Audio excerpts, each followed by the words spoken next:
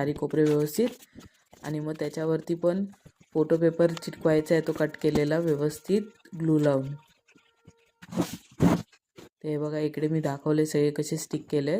आता हे स्टिक करून झालेत आपले रेडी. थोडं सुकायला ठेवायचं आणि मग 7000चा हा बॉन्ड आहे हा लावून त्याला साईडनी लावायचं. म्हणजे आपण तिकडे आता लेस बॉर्डर लावणार आहे ज्याच्याने या कार्डचा लुक आहे जो वाढून येईल आणि खूप असं छान वाटेल.